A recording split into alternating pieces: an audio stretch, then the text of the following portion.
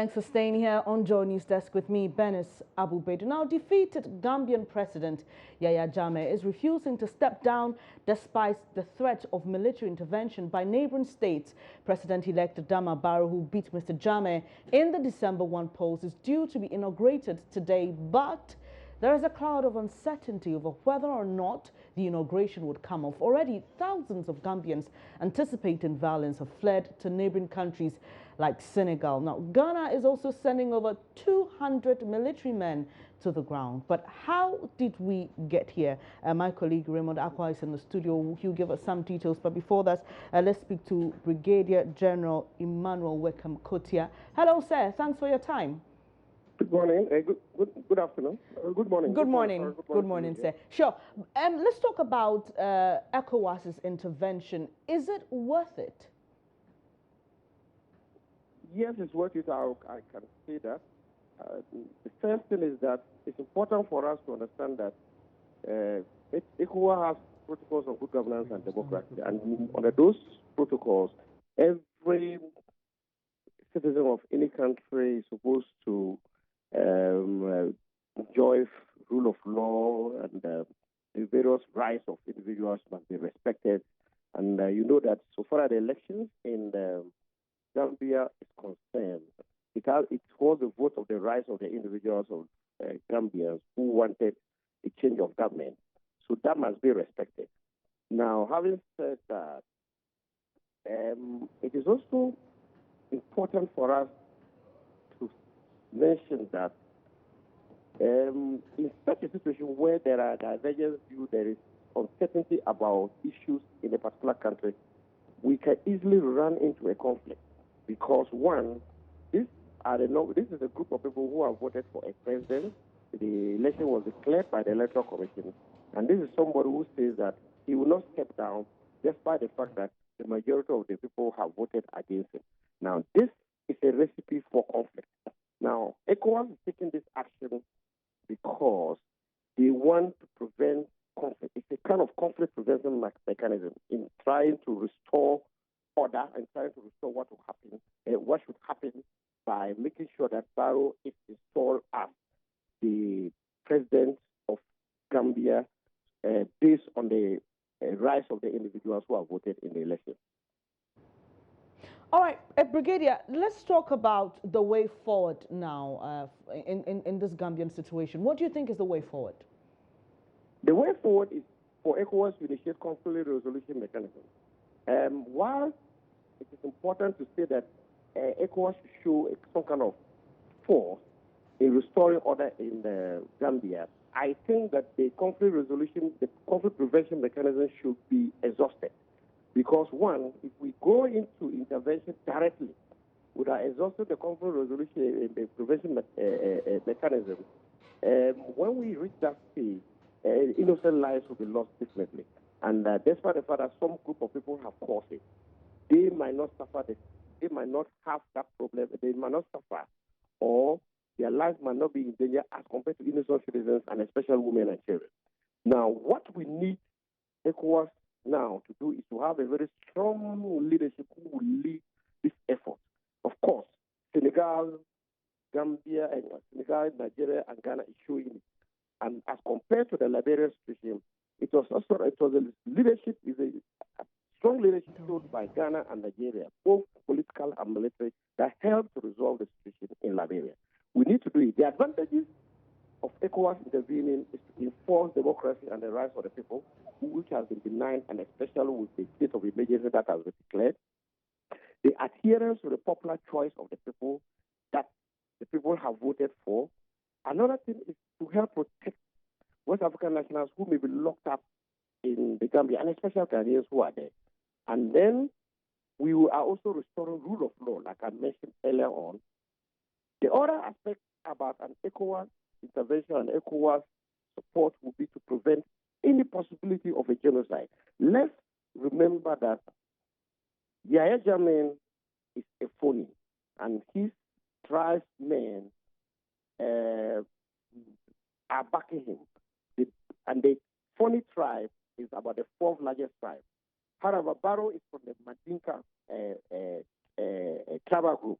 Now, this can easily degenerate into a tribal conflict if we do not help, if ECOWAS does not help to restore Barrow in as quickly as possible to resolve any conflict that will take place, or to use conflict mechanism procedures to be able to work. And if it degenerates into that situation, we're going to have a problem in our hands. All right, Brigadier General, now there are suggestions that President Yahya Jammeh should be killed or assassinated. What's your take on that? I mean, if it gets to the worst case scenario. For me, I can see about 4 options happening in case ECOWAS intervenes. One, he can be arrested and probably sent before the law court. He can easily or quickly concede because of the situation of the force that is going to be applied. He can run away also without anybody knowing where he is. He can seek officially for an asylum that has been offered to him. He can be assassinated even among his own forces, or he can commit suicide like Hitler did during the Second World War. These are the options that are available that can happen.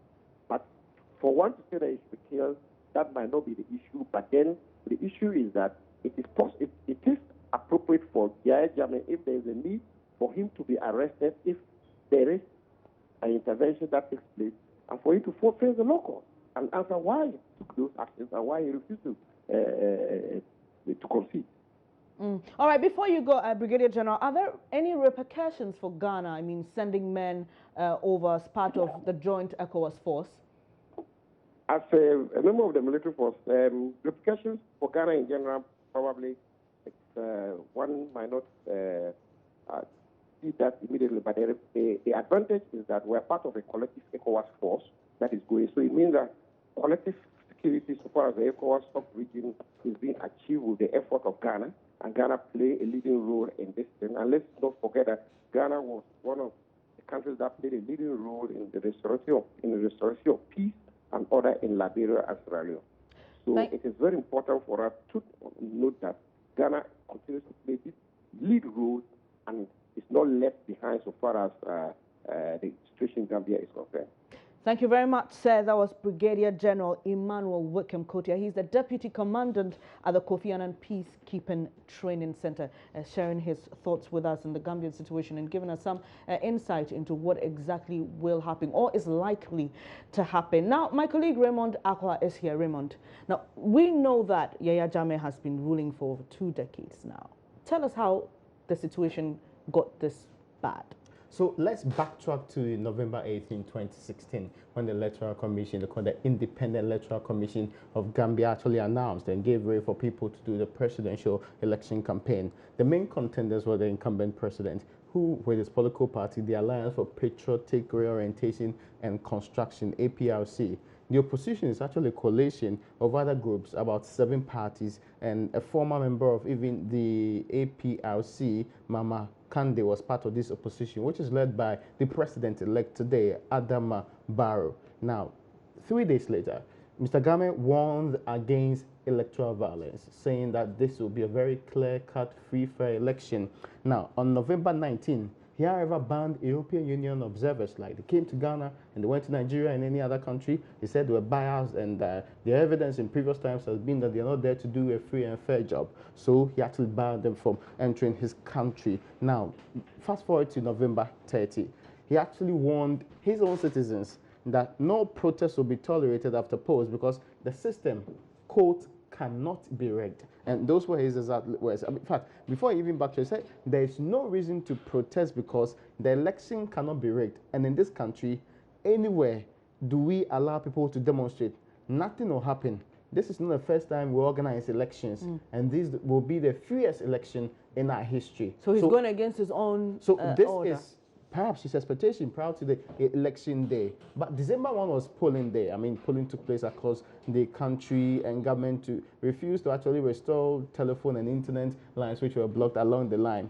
Fast forward to the time that 886,578 voters were expected to vote at some 1,422 stations in 53 constituencies in the country, about 3 million people in that particular end. December 2, the poll counting took place. The Independent Electoral Commission boss, Moma Inje, disclosed that Jammeh was ready to concede defeat. and declares Adama Barrow as winner. And celebrations erupted across the country. If you do know that there's a video which was released showing Jammeh's concession call to Barrow. In fact, Gambia And he sounded very actually hearty got, and happy. yes, international praise that once a dictator, once a military despot at a point in time, then transmogrified to becoming a democratic leader at a point in time, even though there was human rights abuses in that country. Exactly. He has done something that everybody was impressed. The UN, the AU, the US, the UK, the EU, and a host of other countries actually lauded him personally for taking that particular lead. Now, from December 3 to December 5, there are some opposition members who were released from even the prisons by the High Court. Then on December 7, what brought about what is currently the problem today is that the Independent Electoral Commission rectifies result collation discrepancy but still maintains Barrow was leading. Now watch it. First, Adama Barrow won with 263,515 votes. That's on 45.5%. And President Jammeh took 212,099 votes. That's 36.7%. In Gambia, unlike Ghana, you do not need more than half of the votes plus a single one to actually be the winner. You just It's need the first majority. past the post. So far as you get more votes, you are done. So a third party actually headed by Mama Kande also won 102,000. So with 45.5%, Adama Barrow was leading. Until the Electoral Commission amended the results to say that instead of 45.5%, Adama Barrow rather got 43.3%. Jammeh got, instead of 36%, 39.6%. This is what brought in the controversy. So he suspected foul play there. Yes. He said, on December 9, in a televised address, he actually annulled the polls, which he didn't have the power to do so, and others a rerun, citing discrepancy in the election results, and the opposition clearly stated that he could not do so when he had no power to do so. Now, then, immediately, there was backlash from Senegal, which is very close by. See, don't forget, it's the only landward neighbor to Gambia today. So they complained, the UN, the AU, his U-turn was shocking to everybody, but he started getting international condemnation for that. And on December 13, ECOWAS actually had a delegation to go and do mediation works with him, and he started talks very fine until later on said, no way, that was not going to happen. He and his party filed a petition at the Supreme Court in sync with the laws of Gambia. But the only difficulty is that the Supreme Court is virtually a place of empty seats because all the judges either fled or they did not have the capacity to sit on this particular case. So he called on the ECOWAS to actually bring in judges from other countries to sit on his matter. Then on December 17, ECOWAS met and said this important resolution. They stand by the results of the polls. 1, 2, they're actually granting Barrow protection and also indicated that they will attend his inauguration, which is supposed to be today. So you see how the stance of ECOWAS was developed along the line. First, mediation broke down along the line. They went in again. In fact, there's a team that was supposed to engage him. It also broke down. Until then, they came to say that this is our stand on the matter. We believe that the election results as announced by the IEC is right. 1, 2, we are supporting it, and we also go for your inauguration. Then on December 20, the U.S. envoy who asked Jammeh to step down was recalled. 11 others also asked him to step down from the UN, AU, and other international bodies, all saying virtually the same thing, that you need to let go of power. Then Jammeh met with the African Bar Association and rephrased his position of not accepting the results and say he may not have won, but neither the Barrow. So what's the situation now? Right. He only said first, the results is not true, but he said that he may not have won, but Barrow also did not win. So they need a recount.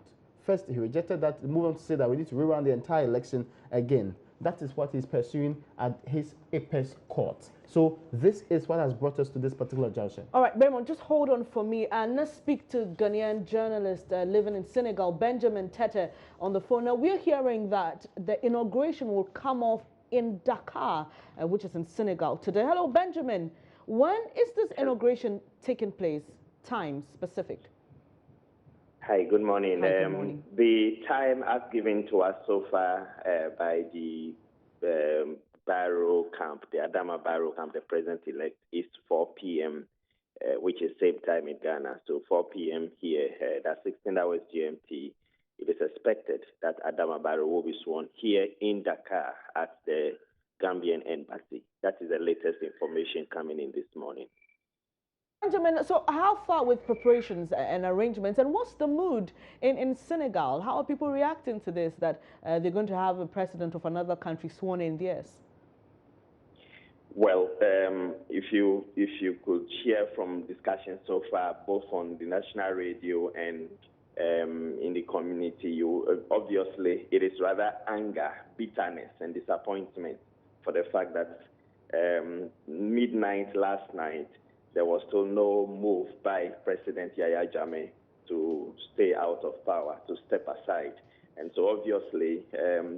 A lot of people got disappointed, particularly the last-minute attempt made by the Mauritanian president yesterday, flying all over there to the Gambia, hoping that eventually Yahya Jammeh either would have left the country with him or would have made an official statement stepping aside and handing over power.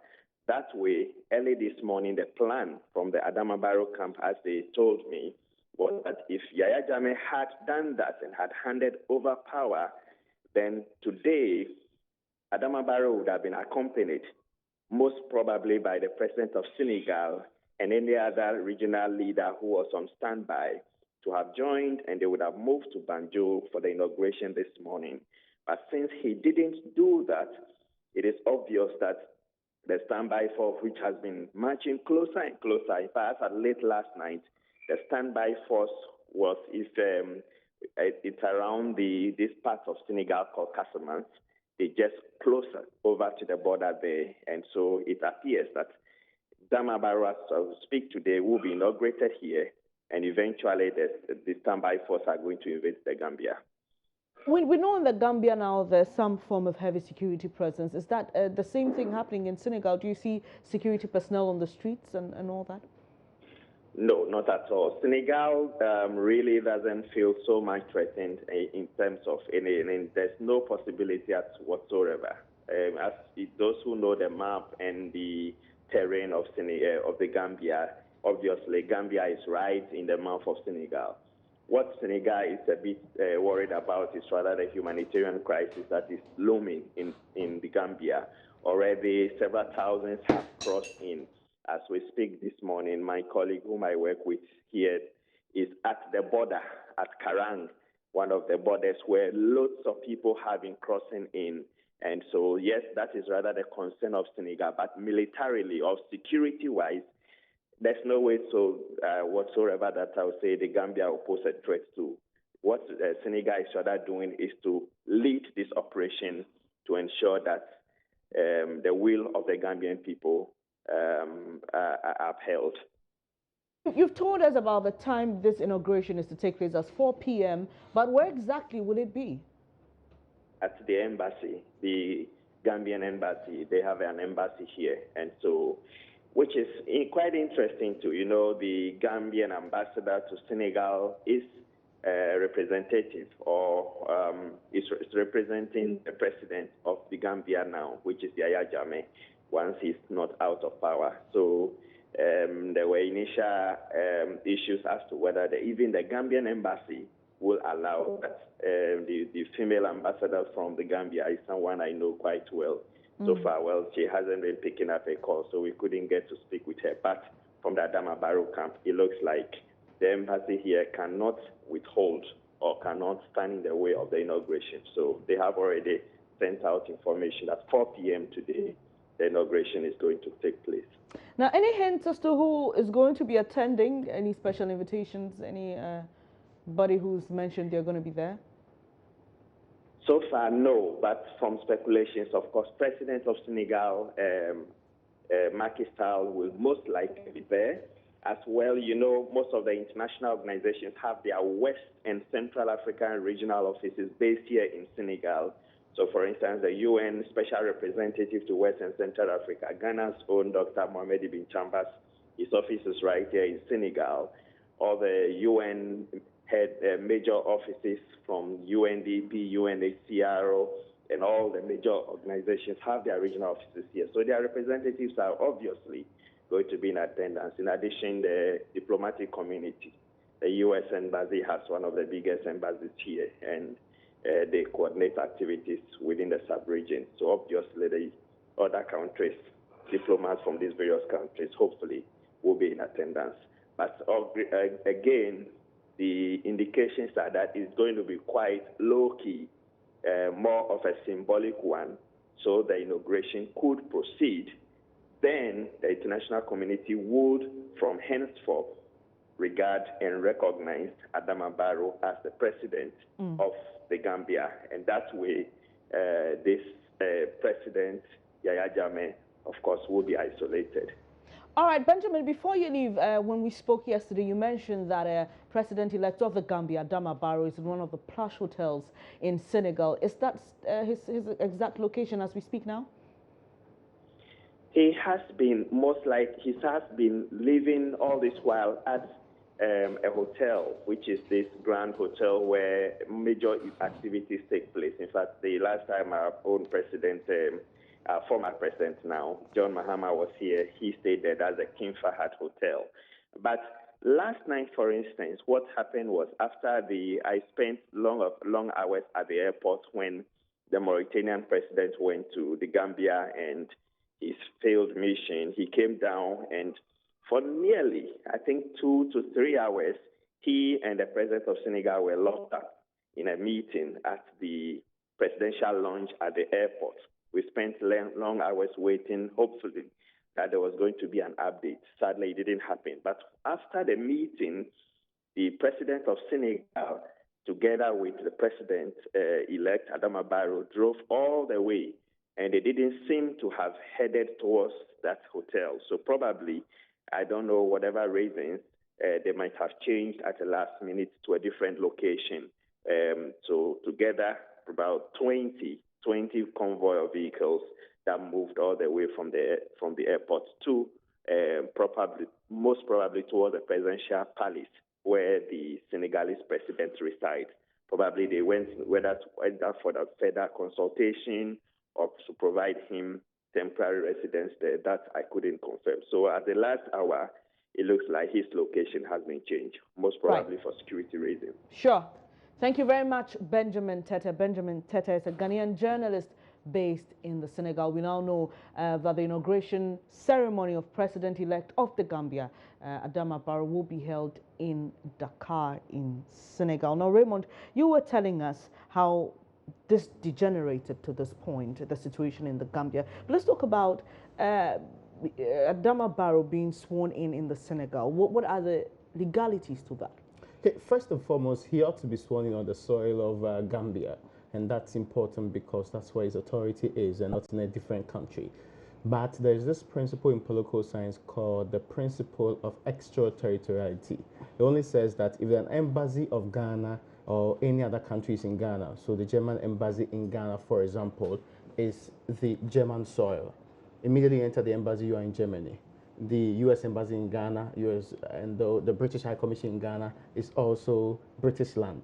So the Gambian embassy in Senegal is Gambian soil, is Gambian land. So it is assumed that merely having to do your swearing in at that particular end means you did it on Gambian land. The only contention, however, is the constitutional provision that says that it should be the Chief Justice, who is nowhere to be found in this case, who's supposed to actually carry out the exercise. No, we may have to wait and see if it will be carried out by the Chief Justice. The ceremonial part of it is that whoever is going to do it may be clothed with the authority to do so. It is more important because the international recognition given the person will be more relevant now in this case than what the Gambian constitution even says about how the person ought to be there.